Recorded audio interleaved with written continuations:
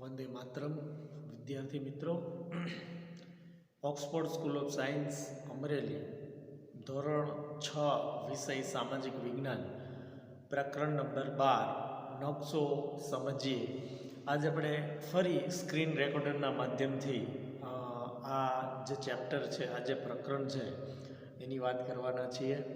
કારણ કે આની અંદર જે નકશા છે એ નકશા સમજવાના હોય એટલા માટે આપણે ફરી એકવાર આ એક ચેપ્ટર જે છે, આ એક પ્રકરણ છે એ આપણે સ્ક્રીન રેકોર્ડરના માધ્યમથી સમજવાનો પ્રયત્ન કરીશું. હવે આજના જીવનની અંદર નકશો છે એ ખૂબ જ ઉપયોગી છે. કોઈ પણ પ્રવાસન સ્થળો હોય, કોઈ પણ ભૌગોલિક વિસ્તાર હોય, એનાથી આપણે હંમેશા અજાણ જ હોઈએ છીએ. તો એ ભૌગોલિક વિસ્તારથી જે આપણે અજાણ છીએ અને એ જે નિશ્ચિત સ્થળો છે એ નિશ્ચિત સ્થળો સુધી આપણે સરળતાથી પહોંચી શકીએ એટલા માટે આપણે નકશાનો ઉપયોગ કરતા હોઈએ છીએ. ઘણી વખત આપણને યોગ્ય દિશાની ખબર ન હોય કે આપણે કઈ દિશામાં જઈ રહ્યા છીએ, તો એ દિશા જે સમજવા માટે આપણે ચોક્કસ પ્રકારના નકશાનો ઉપયોગ કરતા હોઈએ છીએ. તો વર્તમાન સમયની અંદર પ્રવાસ ઉપરાંત જે અનેક પ્રકારના હેતુઓ છે, એ હેતુઓ માટે આ નકશા છે એ ખૂબ જ ઉપયોગી છે. હાલ તો વિજ્ઞાન અને ટેકનોલોજીનો યુગ છે. તો આ વિજ્ઞાન અને ટેકનોલોજીના યુગમાં જીપીએસ સિસ્ટમ એટલે કે ગ્લોબલ પોઝિશન સિસ્ટમ, તો એ ગ્લોબલ પોઝિશન જે સિસ્ટમ છે એની મદદથી તમે કોઈ પણ વિશ્વના કોઈ પણ સ્થળે સ્વયં પહોંચી શકો છો. એ આપણે આ પ્રકરણની અંદર નકશા વિશે સમજ મેળવીશું. તો આ જીપીએસ સિસ્ટમ છે એના દ્વારા તમે કોઈ પણ સ્થળે જઈ અને કોઈ પણ સ્થળ વિશે તમે અજાણ હો, કોઈ પણ રસ્તા વિશે તમે જાણતા ન હો, તેમ છતાં તમારા મોબાઈલની અંદર જે જીપીએસ સિસ્ટમ છે એ જીપીએસ સિસ્ટમની મદદથી તમે વિશ્વના કોઈ પણ ખૂણે પહોંચી શકો છો. હવે આ જે પ્રવાસીઓ છે એ ગુજરાતના જુદા જુદા પ્રવાસન સ્થળો છે, જેવા કે સોમનાથ છે, દ્વારકા છે, તરણેતર છે, અંબાજી છે, પછી કચ્છનો ધોરડો હોય, સાપુતારા હોય, એ વગેરે સ્થળની મુલાકાત લે છે. હવે તેઓ આ જે પ્રવાસન સ્થળો છે એ પ્રવાસન સ્થળોના ભૌગોલિક વિસ્તારથી અજાણ હોવા છતાં પોતે જે છે એ નિશ્ચિત કરેલ સ્થળો સુધી ખૂબ જ સરળતાથી પહોંચી જાય છે. તો તેનું કારણ શું? હવે બધા જે પ્રવાસીઓ હોય એ કોઈ ભૌગોલિક વિસ્તાર, ચોક્કસ ભૌગોલિક વિસ્તાર જાણતા ન હોય અને આ ભૌગોલિક વિસ્તારથી અજાણ હોય, છતાં અજાણ્યા હોવા છતાં પોતે તે નિશ્ચિત કરેલા સ્થળોએ ખૂબ જ સરળતાથી પહોંચી જાય છે. એનું કારણ શું? કારણ માત્ર એટલું જ કે તેમની પાસે જે પ્રવાસન સ્થળો હોય એ પ્રવાસન સ્થળો દર્શાવતા વિવિધ પ્રકારના નકશા હોય છે અને નકશાની મદદથી તે સમયના જે તે વિસ્તારના ભૌગોલિક વિસ્તારથી અજાણ હોવા છતાં આ નકશાની મદદથી તેઓ નિશ્ચિત કરેલા સ્થળોએ પહોંચી જાય છે. તેઓ નકશા વાંચન દ્વારા પોતાના પ્રવાસન સ્થળ અંગેની માહિતી પ્રાપ્ત કરી શકે છે. એટલે કે તમારી પાસે જો નકશો હોય તો એ નકશો વાંચીને તમે પ્રવાસન સ્થળ અંગેની માહિતી પ્રાપ્ત કરી શકો છો. આ ઉપરાંત વર્તમાન સમયમાં પ્રવાસ ઉપરાંત બીજા અનેક પ્રકારના હેતુઓ માટે નકશા છે એ ખૂબ જ ઉપયોગી બની ગયા છે. મેં હમણાં જ વાત કરી એમ વિજ્ઞાન અને ટેકનોલોજીનો યુગ છે, એટલે તમારા મોબાઈલની અંદર આજે સ્માર્ટફોન અને સ્માર્ટફોનની અંદર જે જીપીએસ સિસ્ટમ છે, ઇન્ટરનેટના માધ્યમથી તમે ગૂગલ મેપના માધ્યમથી તમે કોઈ પણ અજાણ્યા વિસ્તારમાં વિશ્વના કોઈ પણ સ્થળે સ્વયં પહોંચી શકો છો. આપણે આ પ્રકરણની અંદર નકશા વિશે જ સમજ મેળવવાની છે. તો પૃથ્વીનો જે ગોળો છે એ આપણને શા માટે ઉપયોગી છે? ઘણી વખત તમે શાળાની અંદર તમારા જે સમાજના શિક્ષક છે, સામાજિક વિજ્ઞાનના શિક્ષક છે, એણે તમને મોડેલ્સ બતાવ્યું હોય છે, પૃથ્વીના ગોળાનું મોડેલ્સ બતાવ્યું હોય છે. તો આ પૃથ્વીનો જે ગોળો છે એ શા માટે ઉપયોગી છે? તો કે પૃથ્વીનો ગોળો તમને એટલા માટે બતાવવામાં આવે છે, પૃથ્વીનો અભ્યાસ કરવા માટે. જેના દ્વારા એટલે કે પૃથ્વીનો જો તમારે અભ્યાસ કરવો હોય તો તમે પૃથ્વીનો ગોળો છે એને જોશો તો તમને સ્વયં ખ્યાલ આવી જશે. પણ પૃથ્વીના કોઈ એક ખંડ હોય, દેશ હોય, રાજ્ય હોય, જિલ્લા હોય, તાલુકા હોય, શહેર કે ગામનો અભ્યાસ કરવા માટે તો નકશો વધારે ઉપયોગી છે. જો તમારે પૃથ્વીનો અભ્યાસ કરવો હોય તો પૃથ્વીનો ગોળો ઉપયોગી છે, પણ તમારે કોઈ પણ ખંડ વિશે અભ્યાસ કરવો હોય અથવા કોઈ દેશ, રાજ્ય, જિલ્લા અથવા તો તાલુકા, શહેર કે કોઈ ગામનો અભ્યાસ કરવો હોય તો એના માટે સૌથી વધારે તમને શું ઉપયોગી સાબિત થશે? તો એના માટે સૌથી વધારે તમને નકશા જ ઉપયોગી સાબિત થશે.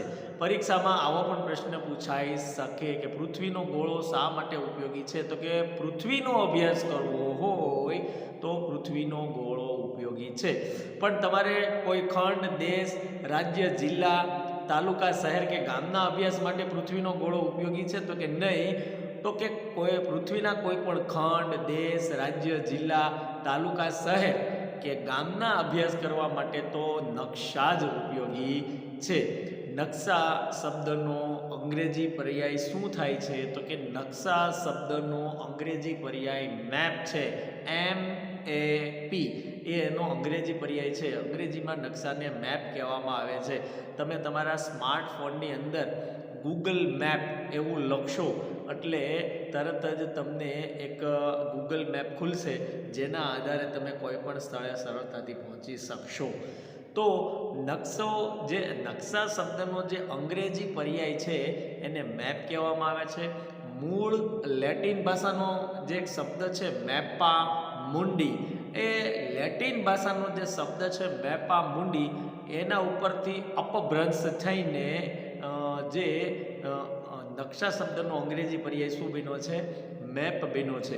તેનો અર્થ હાથમાં રાખી શકાય તેવો કાપડનો ટુકડો એવો થાય છે. એટલે કે આ મેપ શબ્દનો અર્થ શું? તો કે હાથમાં રાખી શકાય તેવા કાપડનો ટુકડો.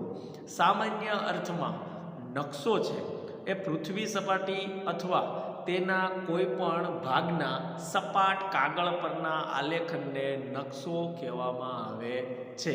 તો અહીંયા આપણે કેટલી વાત જાણી? તો કે પહેલી વાત આપણે જાણી કે પૃથ્વીનો ગોળો શા માટે ઉપયોગી છે? તો કે પૃથ્વીનો ગોળો પૃથ્વીનો અભ્યાસ કરવા માટે ઉપયોગી છે. ત્યાર પછી નકશા શા માટે ઉપયોગી છે? તો કે પૃથ્વીના કોઈ પણ ખંડનું, કોઈ પણ દેશનું, કોઈ પણ રાજ્ય, કોઈ પણ જિલ્લા, કોઈ પણ તાલુકા, કોઈ પણ શહેર કે કોઈ પણ ગામનો જો તમારે અભ્યાસ કરવો હોય તો એના માટે તમારે નકશા જ વધારે ઉપયોગી છે. બીજું આપણે જાણ્યું કે ભાઈ નકશો જે શબ્દ છે એનો અંગ્રેજી પર્યાય શું છે? તો કે એનો અંગ્રેજી પર્યાય મેપ છે. MAP. એટલે કે મૂળ આ શબ્દ ક્યાંનો છે? તો કે મૂળ આ લેટિન ભાષાનો શબ્દ જે મેપા મુન્ડી છે એ મેપા મુન્ડી ઉપરથી અપભ્રંશ થઈને મેપ બન્યો છે. એટલે મેપ જે છે તેનો અર્થ શું થાય? તો તેનો અર્થ થાય હાથમાં રાખી શકાય તેવા કાપડનો ટુકડો, એવો એનો અર્થ થાય છે. હવે સામાન્ય અર્થમાં આ નકશો છે એ પૃથ્વીની સપાટી અથવા તેના કોઈ પણ જે ભાગ છે એ ભાગના સપાટ કાગળ ઉપરનું જે આલેખન છે એને શું કહેવામાં આવે છે? નકશો કહેવામાં આવે છે. તો નકશાની વ્યાખ્યા એક માર્કમાં પૂછી શકાય. નકશો કોને કહેવાય અથવા નકશો એટલે શું? તો તમારે લખવાનું કે પૃથ્વીની સપાટી અથવા તેના કોઈ એક ભાગના સપાટ કાગળ પરનું જે આલેખન છે એ આલેખનને નકશો કહેવામાં આવે છે. હવે નકશાપોથીના નકશા, તમારી પાસે નકશાપોથી હશે અને નકશાપોથીના નકશા પણ તમે જોયા હશે જેને કહેવામાં આવે છે એટલાસ મેપ. તો પૃથ્વી અથવા તેના વિશાળ ભાગની બહુવિધ વિગતો દર્શાવતા નકશાના સમૂહને નકશાપોથી કહેવામાં આવે છે. એટલે કે એની અંદર પૃથ્વી હોય અને તેના જે વિશાળ ભાગ છે અને એના જે બહુવિધ વિગતો છે એ વિગતો જે દર્શાવવામાં આવે છે અને એ જે નકશાનો જે સમૂહ છે એને નકશાપોથી કહેવામાં આવે છે. તેમાં રાજકીય, વહીવટી, પ્રાકૃતિક, સાંસ્કૃતિક વગેરે વિગતો દર્શાવવામાં આવેલ છે. એટલે કે એવો જે નકશાનો સમૂહ જેને નકશાપોથી કહેવામાં આવે છે. તેમાં રાજકીય, વહીવટી, પ્રાકૃતિક અને સાંસ્કૃતિક આ બધી જ પ્રકારની વિગતો દર્શાવેલી હોય છે, જેને જ નકશાપોથી કહેવામાં આવે છે. અને આ નકશાની મદદથી તમે જે તે પ્રદેશની સંપૂર્ણ વિગતો જાણી શકો છો. એટલે કે આપણા ગુજરાત જે પ્રદેશ છે એ ગુજરાત પ્રદેશની જો આપણે સંપૂર્ણ વિગત જાણવી હોય તો આપણે નકશાપોથીની અંદર જે નકશા આપેલા છે એનો અભ્યાસ કરીશું તો આપણને ગુજરાત પ્રદેશની સંપૂર્ણ વિગત જાણવા મળશે. હવે આ નકશા છે એ વિવિધ પ્રદેશની મહત્વની વિગતો જેવી કે પ્રાકૃતિક વિગતો. હવે આ પ્રાકૃતિક વિગતની અંદર શું આવે તો કે પર્વતો આવે, ઉચ્ચ પ્રદેશો આવે, મેદાનો આવે, નદીઓ આવે, સરોવરો આવે વગેરે. અને સાંસ્કૃતિક જે વિગતો છે એની અંદર શું આવે તો કે પરિવહન આવે, ઉદ્યોગો આવે, ખેતી આવે, સિંચાઈ આવે. તો ગુજરાતના પર્વતો વિશે તમારે જાણવું હોય તો તમારે નકશાપોથીની અંદર જે ગુજરાતના નકશા છે એનો અભ્યાસ કરવો પડે. તમારે ઉચ્ચ પ્રદેશ વિશે માહિતી મેળવી હોય અથવા તો મેદાનો વિશે માહિતી મેળવી હોય અથવા તો નદીઓ, સરોવરો વિશે માહિતી મેળવી હોય, ટૂંકમાં ગુજરાતનો જે પ્રાકૃતિક ભાગ છે એ પ્રાકૃતિક ભાગ વિશે જો તમારે માહિતી મેળવવી હોય તો જે આ એટલાસની અંદર જે નકશાપોથીની અંદર જે નકશા આપવામાં આવ્યા છે એની અંદર તમે ગુજરાત રાજ્ય છે એના નકશાનો અભ્યાસ કરશો તો તમને એની પ્રાકૃતિક માહિતી સંપૂર્ણપણે જાણવા મળશે. ત્યાર પછી આવે છે સાંસ્કૃતિક. તો ગુજરાતના તમારે પરિવહન છે, ગુજરાતના ઉદ્યોગો છે, ગુજરાતની ખેતી, ગુજરાતની સિંચાઈ એ વગેરે સાંસ્કૃતિકમાં આવે. તો એ જે નકશાપોથીની અંદર ગુજરાતનો નકશો છે અને એની અંદર તમે આ પરિવહન, ઉદ્યોગો, ખેતી અને સિંચાઈ વગેરે ગુજરાતના જે ભાગ છે એને તમે સરળતાથી સમજી શકો છો. તો તમારે એના માટે એટલાસ મેપનો ઉપયોગ કરવો પડશે. એટલે કે નકશાપોથીના જે નકશા છે એ નકશાપોથીના નકશાની અંદરથી તમે કોઈ પણ પ્રદેશ હોય એ કોઈ પણ પ્રદેશની સંપૂર્ણ વિગતો જાણી શકો છો. તો આ જે વિગતો દર્શાવતા નકશાનો જે સમૂહ છે એને જ નકશાપોથી તરીકે ઓળખવામાં આવે છે. ત્યાર પછી નકશાના પ્રકાર છે. તો કે નકશાના કેટલા પ્રકાર છે અને કયા કયા? તો કે નકશાના મુખ્ય 2 પ્રકાર છે. એક છે હેતુ આધારિત નકશા અને બીજું છે માપ પ્રમાણે નકશા. તો આ હેતુ આધારિત નકશા જેને થીમેટિક મેપ તરીકે ઓળખવામાં આવે છે, જેમાં ચોક્કસ પ્રકારનો કોઈ હેતુ હોય છે. એટલે કે આ પ્રકારના નકશા છે એ જરૂરિયાત પ્રમાણેની વિગતોના આધારે તૈયાર કરવામાં આવે છે. એટલે કે જેટલી જરૂરિયાત છે અને એ જેટલી જરૂરિયાત પ્રમાણેની વિગત છે એ વિગતોના આધારે જે નકશા તૈયાર થાય છે એને હેતુ આધારિત નકશા તરીકે ઓળખવામાં આવે છે, જેને એને અંગ્રેજીમાં થીમેટિક મેપ એવું નામ આપવામાં આવ્યું છે. એટલે કે એમાં હેતુ ચોક્કસ પ્રકારનો કોઈ હેતુ છે અને હેતુના આધારે તૈયાર કરવામાં આવે છે અને હેતુ આધારે તૈયાર થતા નકશાને તેમાં દર્શાવતી પ્રાકૃતિક વિગતો, સાંસ્કૃતિક વિગતોને આધારે મુખ્ય 2 વિભાગમાં વર્ગીકૃત કરવામાં આવે છે. એક છે પ્રાકૃતિક નકશા અને બીજું છે સાંસ્કૃતિક નકશા. હવે આપણે ફરીને જોઈએ કે ભાઈ હેતુ છે તો એ ચોક્કસ પ્રકારના હેતુને આધારે તૈયાર થતા નકશા અને એની અંદર 2 બાબત છે, એટલે કે 2 વિભાગો છે. એક છે પ્રાકૃતિક બાબત અને બીજું છે સાંસ્કૃતિક વિગત. હવે એ પ્રાકૃતિક અને સાંસ્કૃતિક વિગતોને આધારે મુખ્ય 2 વિભાગમાં તેને વર્ગીકૃત કરવામાં આવેલા છે, જેની અંદર પહેલો વિભાગ છે એ પ્રાકૃતિક નકશા, જેને કહેવામાં આવે છે ફિઝિકલ મેપ, જેમાં કુદરતી નિર્મિત વિગતોનું આલેખન કરતા નકશાઓને પ્રાકૃતિક નકશા કહેવામાં આવે છે. એટલે કે જે કુદરત દ્વારા નિર્મિત થયેલી જે વિગત છે એ વિગતોનું જે નકશાની અંદર આલેખન કરવામાં આવે તેવા નકશા હોય તેને પ્રાકૃતિક નકશા કહેવામાં આવે છે.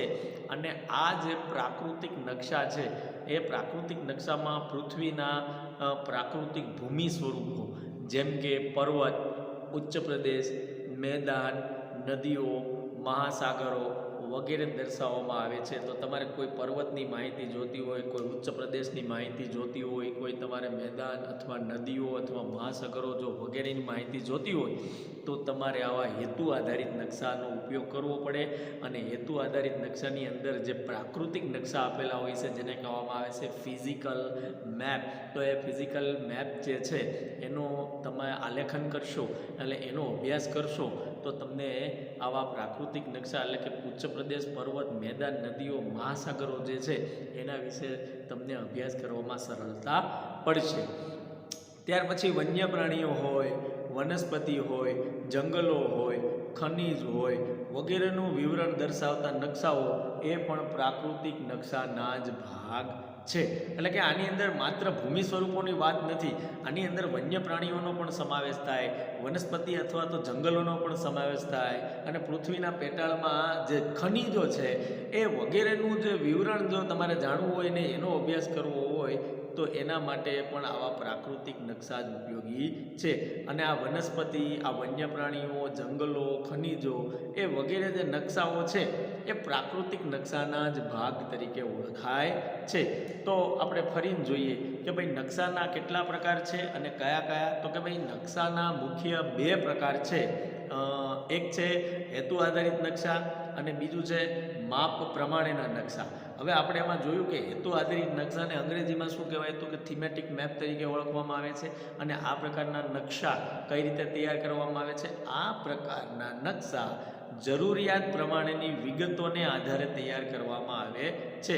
એમાં હેતુ આધારે તૈયાર થતા નકશાને તેમાં દર્શાવતી બે વિગતો એ બે વિભાગમાં વર્ગીકૃત કરવામાં આવી છે. તો કે હેતુ આધારિત નકશાની અંદર પાછી બે વિગતો દર્શાવવામાં આવી છે. એક પ્રાકૃતિક વિગત અને બીજી છે સાંસ્કૃતિક વિગત. હવે એમાં પ્રાકૃતિક નકશા અને સાંસ્કૃતિક નકશા મેં હમણાં જ વાત કરી કે પ્રાકૃતિક જે નકશા છે એની અંદર કુદરત દ્વારા નિર્મિત વિગતો છે જો એનું આલેખન કરતા નકશા હોય તો એને પ્રાકૃતિક નકશા કહેવામાં આવે છે. જેની અંદર પ્રાકૃતિક ભૂમિ સ્વરૂપો, પર્વત, ઉચ્ચ પ્રદેશ, મેદાન, નદીઓ, મહાસાગરો વગેરે દર્શાવવામાં આવે છે. આ ઉપરાંત વન્ય પ્રાણીઓ, વનસ્પતિ, જંગલો, ખનિજો વગેરેનું જે વિવરણ દર્શાવતો નકશાઓ છે એ શું છે? એ પ્રાકૃતિક નકશાના ભાગ જ છે. ત્યાર પછી આવે છે ભૂપૃષ્ઠના નકશા. તો કે આ નકશામાં પર્વતો, ઉચ્ચ પ્રદેશો, મેદાનો, જળ પરિવાહો વગેરે દર્શાવવામાં આવે છે. હવામાન અને આબોહવાના નકશા. તો એ હવામાન અને આબોહવાના નકશા છે જેની અંદર સ્થળ કે પ્રદેશના હવામાન આબોહવાના તત્વો, તાપમાન, વરસાદ, પવનો વગેરે માહિતી દર્શાવે છે. એટલે કે જે ભૂપૃષ્ઠના નકશા છે એ પણ અલગ છે, હવામાન અને આબોહવાના નકશા છે એ પણ અલગ છે. કોઈ પણ સ્થળ હોય, કોઈ પણ પ્રદેશ હોય એની તમારે કોઈ હવામાન વિશે, એમની આબોહવા વિશે, એમના તાપમાન વિશે, એમના વરસાદ, પવનો વગેરેની માહિતીનો અભ્યાસ કરવો હોય તો હવામાન અને આબોહવાના નકશાનો તમારે અભ્યાસ કરવો પડે. ત્યાર પછી છે ખગોળીય નકશા. તો ખગોળની અંદર શું આવે તો કે ગ્રહો. જ્યારે તમારે કોઈ ગ્રહોનો અભ્યાસ કરવો હોય, કોઈ ઉપગ્રહોનો અભ્યાસ કરવો હોય, અથવા તો આપણી આકાશગંગા છે, આકાશગંગા અથવા તો નક્ષત્રો છે, એ નક્ષત્રો વગેરે અવકાશીય પદાર્થોની માહિતી આપતા જે નકશા છે એને ખગોળીય નકશા તરીકે ઓળખવામાં આવે છે. એટલે કે ગ્રહો, ઉપગ્રહો, આકાશગંગા અને નક્ષત્રો છે એ વગેરે જે અવકાશીય પદાર્થો છે એ વગેરે અવકાશી પદાર્થોનો અભ્યાસ કરવો હોય તો તમારે ખગોળીય નકશાનો અભ્યાસ કરવો પડે. તો આ જે બધા છે એ પ્રાકૃતિક નકશાની વાત કરી અને એની અંદર પેટા પ્રકાર છે એ છે ભૂપૃષ્ઠના નકશા, હવામાન અને આબોહવાના નકશા અને ખગોળીય નકશા. પરીક્ષામાં એક માર્કમાં પ્રશ્ન પૂછાઈ શકે કે ભૂપૃષ્ઠના નકશાની અંદર કઈ કઈ માહિતી દર્શાવેલ હોય છે? તો કે ભૂપૃષ્ઠના જે નકશા છે એની અંદર પર્વતો, ઉચ્ચ પ્રદેશો, મેદાનો, જળ પરિવાહ વગેરે માહિતીઓ દર્શાવેલ હોય છે. ત્યાર પછી કોઈ પણ સ્થળ કે પ્રદેશના જે હવામાન અને આબોહવાના જે તત્વો છે એની માહિતી તમારે જોઈતી હોય તો કયા નકશાનો ઉપયોગ કરી શકાય? તો કે હવામાન, કોઈ પણ સ્થળ કે પ્રદેશના જે હવામાન આબોહવાના તત્વો છે એનો તમારે અભ્યાસ કરવો હોય તો હવામાન અને આબોહવાના નકશા, અને એની અંદર તમારે તાપમાન, વરસાદ, પવનો વગેરેની માહિતી જોઈતી હોય તો હવામાન આબોહવાના નકશાનો અભ્યાસ કરવો જરૂરી છે. ત્યાર પછી અવકાશની સંપૂર્ણપણે માહિતી જોતી હોય તો તમારે ખગોળીય નકશા છે એ ખગોળીય નકશાનો અભ્યાસ કરવો પડે, જેની અંદર ગ્રહો આવી જાય, ઉપગ્રહો, આકાશગંગા, નક્ષત્રો, આ તમામ જે અવકાશીય પદાર્થો છે એ તમામ અવકાશીય પદાર્થોની માહિતી એમની અભ્યાસ કરવો હોય તો તમારે ખગોળીય નકશાનો અભ્યાસ કરવો પડે. ત્યાર પછીનો હેતુ આધારિત નકશા છે એનો સેકન્ડ નંબરનો જે વિગત છે એ છે સાંસ્કૃતિક નકશા, જેમાં પ્રાકૃતિક નકશાની અંદર શું હતું તો કે કુદરતી વિગતો હતી, અને જ્યારે સાંસ્કૃતિક નકશાની અંદર શું છે તો કે માનવ સર્જિત વિગતોનું આલેખન કરતા નકશાને સાંસ્કૃતિક નકશા કહેવામાં આવે છે. તો તમે જોઈ શકો છો કે ભાઈ પ્રાકૃતિક નકશા છે એમાં કુદરત નિર્મિત વિગતો હોય છે, એટલે કે એની અંદર કુદરતે જે નિર્મિત કરેલી હોય છે એવી વિગતોનું આલેખન કરતો નકશો એટલે પ્રાકૃતિક નકશો. અને જ્યારે સાંસ્કૃતિક નકશાની અંદર શું હોય છે તો કે માનવ સર્જિત વિગતોનું જે આલેખન કરતા નકશા હોય, જે મનુષ્યએ જે સર્જન કરેલું હોય, મનુષ્યએ પોતે જાતે સર્જન કરેલું હોય એવી વિગતોનું આલેખન કરતા નકશા એટલે સાંસ્કૃતિક નકશા. આ નકશામાં માનવીના જે વિવિધ પ્રવૃત્તિઓ છે એ માનવીની વિવિધ પ્રવૃત્તિઓનો નિર્દેશ કરેલ હોય છે, જેની અંદર કયા કયા નકશાનો સમાવેશ થાય છે તો કે રાજકીય નકશો, ખેતી, વસ્તી, પરિવહનના નકશા એ વગેરે સાંસ્કૃતિક નકશાના ઉદાહરણ છે. એટલે કે રાજકીય નકશો છે એ મનુષ્યની પોતાની પ્રવૃત્તિ છે, ખેતી છે તો એ મનુષ્યએ પોતાની પ્રવૃત્તિ છે, વસ્તી છે તો એ મનુષ્યની પ્રવૃત્તિ છે, અને પરિવહન છે એટલે કે એક સ્થળેથી બીજે સ્થળે જતા વાહન વ્યવહાર અને સંદેશા, આ બધા જે પરિવહનના માધ્યમો છે આ બધા જ છે એ સાંસ્કૃતિક નકશાના ઉદાહરણ છે. હવે એમાં પહેલું છે કે ભાઈ રાજકીય નકશા, તો કે કોઈ પણ ખંડ હોય, કોઈ પણ દેશ હોય, કોઈ પણ સ્થાનિક વહીવટીતંત્ર તથા તેની સરહદો છે એની માહિતી આપતા નકશાને રાજકીય નકશા કહેવામાં આવે છે. દાખલા તરીકે એશિયા ખંડ, ભારત દેશ, તો આ જે છે એ રાજકીય નકશા તરીકે ઓળખવામાં આવે છે. એટલે કે જ્યારે તમારે કોઈ પણ ખંડ વિશે માહિતી મેળવી હોય, કોઈ પણ દેશ વિશે માહિતી મેળવી હોય, અથવા તો કોઈ સ્થાનિક વહીવટીતંત્ર વિશે માહિતી મેળવી હોય, અથવા તો કોઈ પણ દેશની જે સરહદો છે એની માહિતી મેળવી હોય તો તમારે રાજકીય નકશાનો ઉપયોગ કરવો પડે. ત્યાર પછી સેકન્ડ નંબરે એનો પેટા પ્રકાર છે ઔદ્યોગિક નકશા. તો કે ઔદ્યોગિક ક્ષેત્રો, ઉદ્યોગોને તબક્કાવાર ઇતિહાસ, ઉત્પાદન વગેરેની માહિતી ઔદ્યોગિક નકશામાં આપવામાં આવે છે. તમારે કોઈ પણ ઉદ્યોગોની અંદરની માહિતી મેળવી હોય તો એને માટે તમારે ઔદ્યોગિક નકશાનો ઉપયોગ કરવો પડે. પછી આ ઉદ્યોગોનો ઇતિહાસ શું છે એને વિશે પણ તમારે માહિતી મેળવી હોય, અને આ ઉદ્યોગોની અંદર ઉત્પાદન કેટલું છે, કઈ જગ્યાએ કેટલું ઉત્પાદન થાય છે એ વગેરેની માહિતી તમારે જોઈતી હોય અને અભ્યાસ કરવો હોય તો તમારે ઔદ્યોગિક નકશાઓ છે એનો અભ્યાસ કરવો પડે. ત્યાર પછી એનો પેટા પ્રકાર છે ઐતિહાસિક નકશા. તો કે પ્રાદેશિક કે રાષ્ટ્રીય વહીવટી તંત્રનો ઇતિહાસ દર્શાવતા નકશા એટલે ઐતિહાસિક નકશા તરીકે ઓળખવામાં આવે છે, જેની અંદર પ્રાદેશિક રીતે રાષ્ટ્રીય વહીવટી તંત્રનો સમગ્ર ઇતિહાસ જો તમારે જાણવો હોય તો તમારે ઐતિહાસિક નકશાનો ઉપયોગ કરવો પડે. આ સિવાય માપ પ્રમાણે પણ એના બે પ્રકાર છે, માપ આધારે નકશાના પ્રકાર.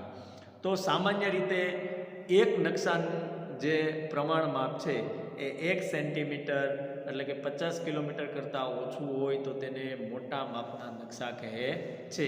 હવે અહીંયા આ સેકન્ડ નંબરનું જે આપણે પહેલા નંબરનું જે જોયું હતું એની વાત કરીએ તો નકશાના મુખ્ય બે પ્રકાર છે. એક હેતુ આધારિત નકશા, તો અત્યાર સુધી આપણે જે વાત કરી પ્રાકૃતિક નકશા અને સાંસ્કૃતિક નકશા એ બંને જે પેટા પ્રકાર છે એ હેતુઓ આધારિત નકશાની અંદર જ આવે છે. હવે જે નકશાના મુખ્ય બે પ્રકાર છે એમાંનો બીજો ટોપિક છે માપ પ્રમાણે નકશા, જેની અંદર માપના આધારે નકશાના પ્રકાર. તો કે સામાન્ય રીતે આવા નકશા છે એ માપ આધારિત તૈયાર કરવામાં આવે છે. એમાં એક નકશાનું પ્રમાણ માપ 1 સેન્ટીમીટર બરાબર કેટલું લેવાનું હોય છે? 50 કિલોમીટર કરતાં ઓછું. જો 50 કિલોમીટર કરતાં ઓછું હોય તો તેને મોટા માપના નકશા કહેવામાં આવે છે. એટલે કે અહીં આ કઈ રીતે? તો કે અહીં નકશાની અંદર 1 સેન્ટીમીટર બરાબર કેટલું લેવાનું? તો કે 1 સેન્ટીમીટર બરાબર 50 કિલોમીટર પૃથ્વી પર વાસ્તવિક અંતર દર્શાવે છે. એટલે કે કોઈ પણ નકશાની અંદર 1 સેન્ટીમીટર બરાબર કેટલું લેવાનું? 50 કિલોમીટર, જે પૃથ્વી પરનું જે વાસ્તવિક અંતર છે એ વાસ્તવિક અંતર દર્શાવે છે.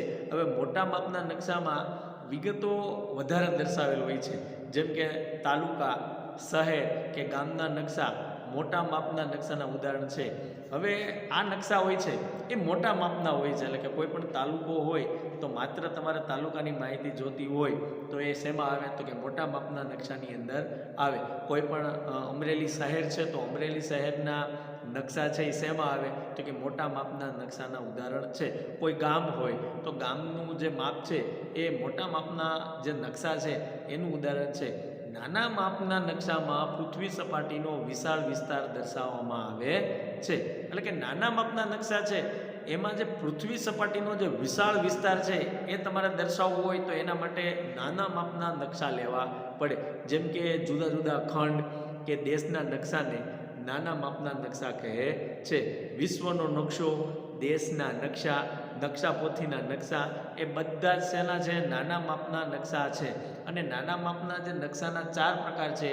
એક છે એટલાસ, બીજું છે કેડેસ્ટ્રલ, ત્રીજું છે સ્થળ વર્ણન અને ચોથું છે ભીત નકશા.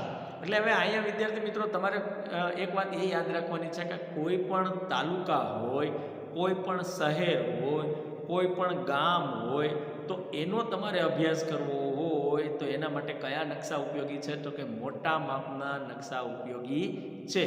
જ્યારે પૃથ્વીની સપાટીનો વિશાળ વિસ્તાર છે અથવા તો કોઈ પણ ખંડ છે, કોઈ પણ દેશ છે, એને કયા નકશામાં વિભાજિત કરવામાં આવે છે? તો કે એને નાના માપના નકશામાં વિભાજિત કરવામાં આવે છે. એટલે કે સમગ્ર વિશ્વનો નકશો એ મોટા માપના નકશામાં હોય કે નાના માપના નકશામાં હોય? તો કે સમગ્ર વિશ્વનો નકશો હોય એ અથવા તો કોઈ દેશનો નકશો હોય એ તો નકશાપોથીના નકશા એટલે કે નાના માપના જે નકશા છે એની અંદર એનો સમાવેશ કરવામાં આવે છે. અને આ નાના માપના જે નકશા છે એના 4 પ્રકાર છે. પહેલું એટલાસ, બીજું છે કેડેસ્ટ્રલ, ત્રીજું છે સ્થળ વર્ણન અને ચોથું છે ભીત નકશા. તો નીચે આપેલ કોષ્ટક તમારી શાળામાં ઉપલબ્ધ નકશાઓની યાદી તૈયાર કરો અને નકશાઓમાં કઈ વિગતો દર્શાવેલી છે તેની પણ નોંધ કરો. તો વિદ્યાર્થી મિત્રો, આ માપના આધારે જે નકશા છે અને માપના આધારે નકશા છે એમાં આપણને ઘણું બધું જાણવા મળ્યું કે ભાઈ એનું પહેલું તો માપ આપણને જાણવા મળ્યું કે ભાઈ 1 સેન્ટીમીટર બરાબર કેટલું લેવાનું છે. એટલે કે 1 સેન્ટીમીટરે આપણે કેટલા કિલોમીટર ગણવાના છે? તો કે 1 સેન્ટીમીટરે આપણે 50 કિલોમીટર કરતાં ઓછું જો હોય તો તેને મોટા માપના નકશા કહેવામાં આવે છે. આ ખાસ યાદ રાખવાનું છે કે ભાઈ 1 સેન્ટીમીટરમાં કેટલા કિલોમીટર? તો કે 1 સેન્ટીમીટરમાં 50 કિલોમીટર કરતાં ઓછું હોય તો તેને મોટા માપના નકશા કહે છે.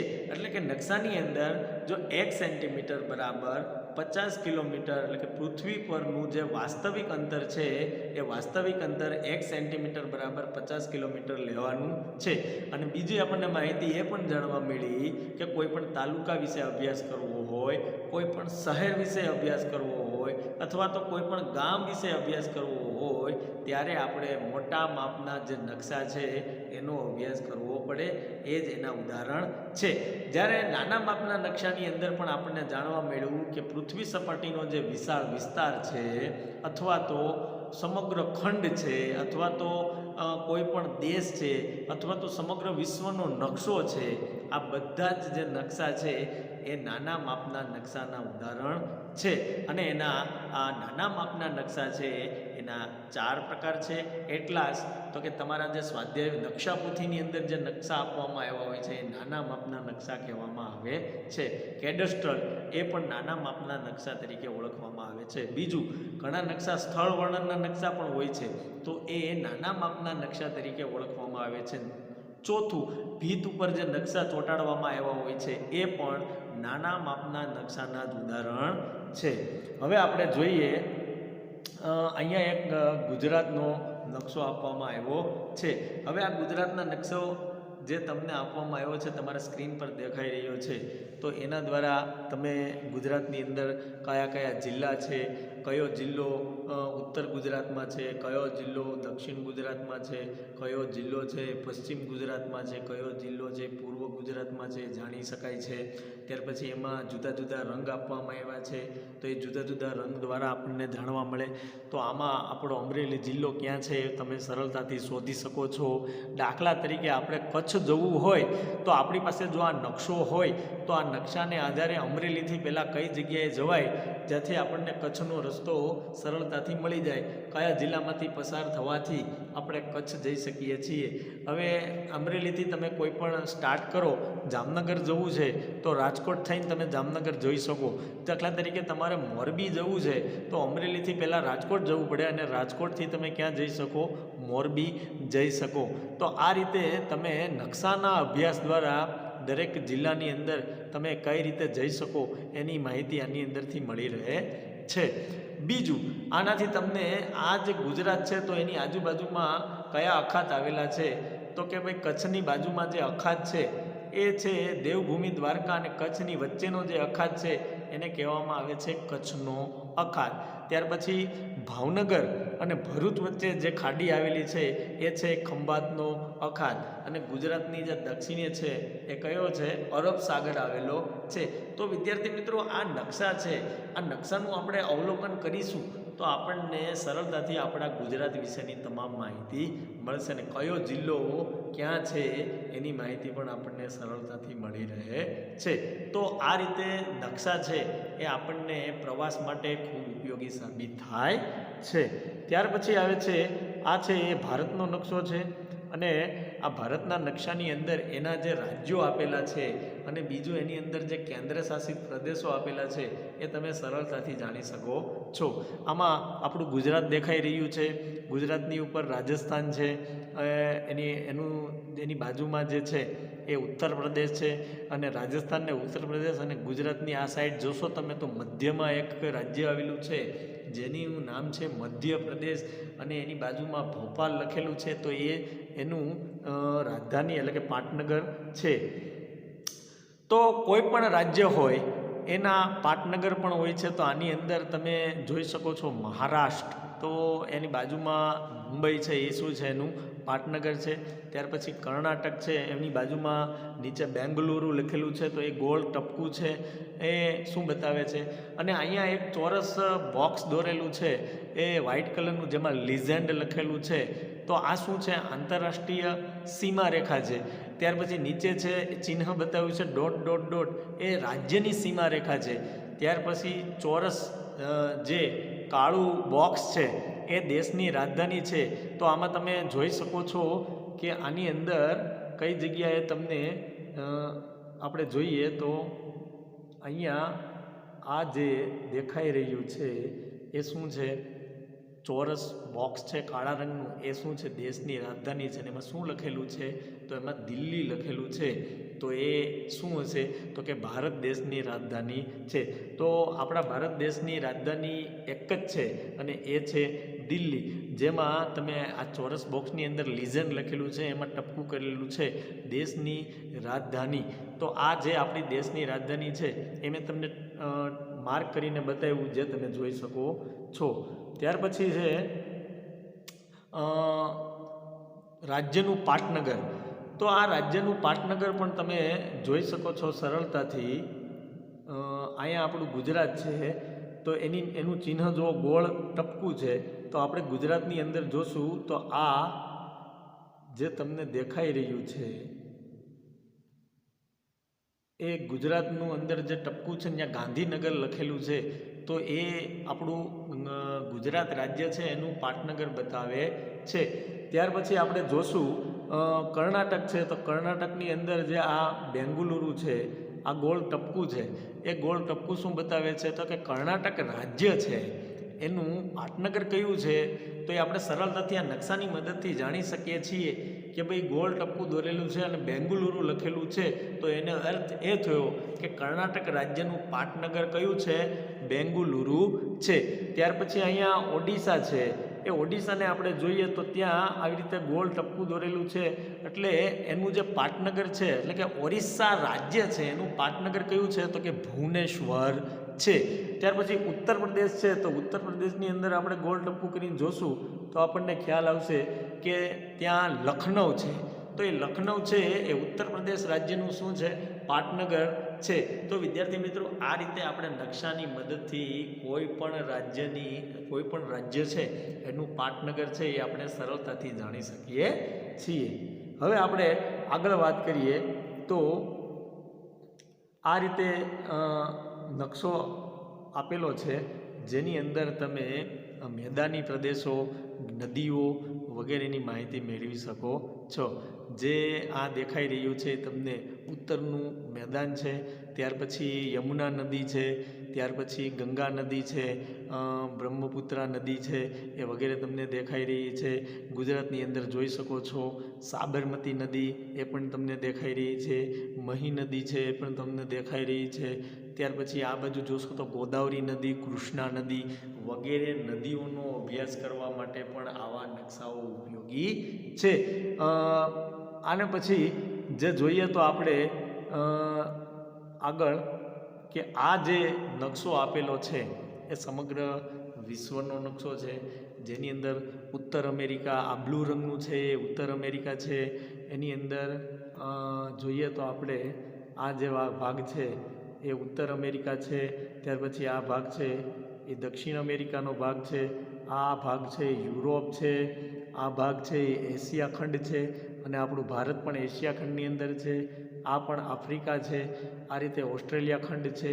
તો વિદ્યાર્થી મિત્રો, આપણે વિવિધ ખંડોનો અભ્યાસ કરવો હોય તો એના માટે આપણે આ રીતના નકશા ઉપયોગી સાબિત થાય છે. તો હવે પછી આપણે જ્યારે મળીશું નેક્સ્ટ ટાઈમ, ત્યારે આપણે નકશાના જે મુખ્ય 3 અંગો છે અને એ 3 અંગોની વાત કરવાના છીએ. અને આજનો વિડીયો લેક્ચરની અંદર જે વાત કરી છે એ વાતની તમારે વિદ્યાર્થી મિત્રો વ્યવસ્થિત છે એ સમજવાની છે. પાઠ્યપુસ્તકની અંદર જે નકશા આપેલા છે એ નકશાને તમારે વ્યવસ્થિત રીતે અભ્યાસ કરવાનો છે. અને બીજું કે તમને ખાસ તો હોમવર્કમાં શું આપવાનું છે આ વખતે, કે આ જે વિડીયો લેક્ચર છે એ વિડીયો લેક્ચરને આધારે તમારે હોમવર્કની અંદર તમારા પાઠ્યપુસ્તકની અંદર જે નકશા આપેલા છે એ નકશાનો તમારે યોગ્ય રીતે વ્યવસ્થિત અભ્યાસ કરવાનો છે. અને એની અંદરથી તમારે જે આપણા 28 રાજ્યો છે એ શોધી કાઢવાના છે. ગુજરાતના જે જિલ્લાઓ છે એ શોધી કાઢવાના છે અને જિલ્લાના નામ લાઇનમાં લખવાના છે. પછી આપણા જે 28 રાજ્યો છે એ લખવાના છે. એની સામે જે આપણા પાટનગરો છે, આપણા દરેક રાજ્યના એ પાટનગરોની ને તમારે વ્યવસ્થિત તમારા ચોપડાની અંદર ઉતારવાના છે. હવે પછીના વિડીયોની અંદર આપણે જ્યારે મળીશું ત્યારે આપણે નકશાના અંગો વિશે વાત કરીશું. અને નકશાના જે મુખ્ય 3 અંગો છે એ 3 અંગોની આપણે વાત કરવાના છીએ, જે દિશા, પ્રમાણમાપ અને રૂઢ સંજ્ઞાઓ છે.